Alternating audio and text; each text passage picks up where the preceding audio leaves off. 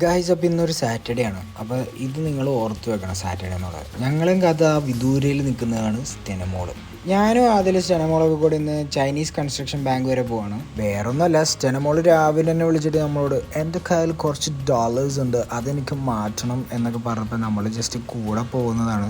അല്ലാണ്ട് നമ്മുടെ കയ്യിൽ ഡോളേഴ്സ് ഒന്നുമില്ല, മാറാൻ വിട്ടായ കുറച്ച് 500 നോട്ട് മാത്രമേ എൻ്റെ കയ്യിലുള്ളൂ. കുറച്ച് നേരം വെയിറ്റ് ചെയ്തപ്പോൾ തന്നെ നമ്മുടെ ക്യാബ് വന്നു. പിന്നെ ക്യാബിൽ കയറി അടിപൊളി കാഴ്ചകളൊക്കെ ഉണ്ട്. നമ്മുടെ ചേച്ചിനോട് കുറച്ച് ഡയലോഗ്സ് ഒക്കെ കാച്ചി ടാറ്റയൊക്കെ കൊടുത്ത് നേരെ നമ്മൾ ബാങ്കിൻ്റെ ഫ്രണ്ടിൽ ഇറങ്ങി. അപ്പോൾ ഇതാണ് നമ്മുടെ ഏറ്റവും അടുത്തുള്ള ചൈനീസ് കൺസ്ട്രക്ഷൻ ബാങ്ക്. പക്ഷേ ഇത് അടച്ചിട്ടേക്കുന്നത്. അതെന്താ കാര്യം എന്ന് 2 പിള്ളേരോട് ചോദിച്ചപ്പോൾ അവർ പറയടാ, മരവാഴകളെ ഇന്ന് ശനിയാഴ്ചയാണ്, ബാങ്കൊന്നും ഇവിടെ ചൈനയിൽ ശനി ഞായറും ഉണ്ടാവില്ല. വെറുതെ ഇവിടെ നിന്ന് സമയം കളയാണ്ട് അടുത്ത ക്യാബ് വിളിച്ച് വീട്ടിൽ പൊക്കോളാൻ പറഞ്ഞവർ. പിന്നെ എന്തായാലും ഡ്രസ്സൊക്കെ ഇട്ട് ഇറങ്ങിയതല്ലേ, എന്നാൽ 2 ഫോട്ടോ എടുക്കുന്ന അതിൽ. പിന്നെ അതിൽ കുറച്ച് ഫോട്ടോ ഒക്കെ എടുത്ത് അടുത്ത ക്യാബ് ബുക്ക് ചെയ്ത് നമ്മൾ നേരെ ഹോസ്റ്റലിൽ പിടിക്കാനുള്ള പരിപാടിയാണ്.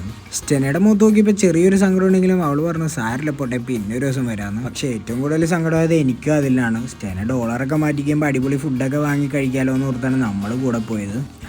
പിന്നെ അടിപൊളി കാഴ്ചകളൊക്കെ ഉണ്ട്, കുറച്ച് ഫോട്ടോ എടുത്തുകൊണ്ട് കുഴപ്പമില്ല. സ്റ്റെന മോളെ എന്നിട്ട് നമ്മൾ ഗേറ്റിൻ്റെ അവിടെ ഡ്രോപ്പ് ചെയ്തു. നമ്മൾ നേരെ കുറച്ച് പാക്കേജൊക്കെ കളക്ട് ചെയ്യാനായിട്ട് അവിടെ നിന്ന് ഓപ്പോസിറ്റ് ഡയറക്ഷനിലേക്ക് നടന്നു. പാക്കേജ് കളക്ട് ചെയ്യാനായിട്ട് പോയ വഴിക്ക് നമ്മൾ കണ്ട ഒരു കുഞ്ഞൊരു ചുക്കുട് പാവയാണിത്. ഇവിടുത്തെ കുട്ടികളൊക്കെ കണ്ട എന്തൊരു ക്യൂട്ടാലേ കാണാൻ എല്ലാത്തിനും. റൂമിൽ പോയി കുറച്ച് നേരം റെസ്റ്റ് എടുത്തതിന് ശേഷം വൈകുന്നേരം ആയപ്പോൾ ഞാൻ യൂഷ്വലി ബുക്ക് വായിക്കാൻ വന്നിരിക്കുന്ന സ്ഥലമാണിത്. എല്ലാ ദിവസവും വൈകുന്നേരം ഇവിടെ വന്നിരുന്ന ആ ബുക്ക് മാത്രം, അതായത് ഫോണൊക്കെ എടുത്ത് മാറ്റി വെച്ച് ആരും ഇല്ലാണ്ട് ഒറ്റയ്ക്ക് ഇരുന്ന് ആ ബുക്ക് വായിക്കണ ഒരു സുഖം ഉണ്ടല്ലോ, ആ ഒരു ടൈം ഞാൻ ശരിക്കും ഇപ്പിയായിട്ട് നല്ലോണം എൻജോയ് ചെയ്യുന്നുണ്ട്. ഇവിടെ വന്നപ്പോൾ നമ്മുടെ ഫോൺ യൂസേജ് വല്ലാണ്ട് കൂടി. അപ്പം ഞാനൊരു ഡിസ്ട്രാക്ഷൻ പോലെ ഈ ഒരു ബുക്ക് ബാഗിൽ എടുത്തിട്ടുണ്ടായി. പണ്ടെപ്പോഴോ വാങ്ങിയതാ, ഇപ്പം അതൊരു ഹാബിറ്റ് ആക്കി എടുത്തേക്കോ. സ്കൂളിൽ പഠിക്കുന്ന ടൈമിൽ പഠിക്കേണ്ട ബുക്ക് പോലും തുറക്കാതെ ഞാനാ കാലം പോയൊരു പോക്കേ. ബുക്ക് വായനയ്ക്ക് ശേഷം നേരെ ഗ്രൗണ്ടിലേക്ക് വരും. പിന്നെ ഇതിൽ കൂടെ ഒന്ന് നടക്കും, റൂമിൽ പോയി ഫുഡ് കഴിക്കും, കിടന്നുറങ്ങും.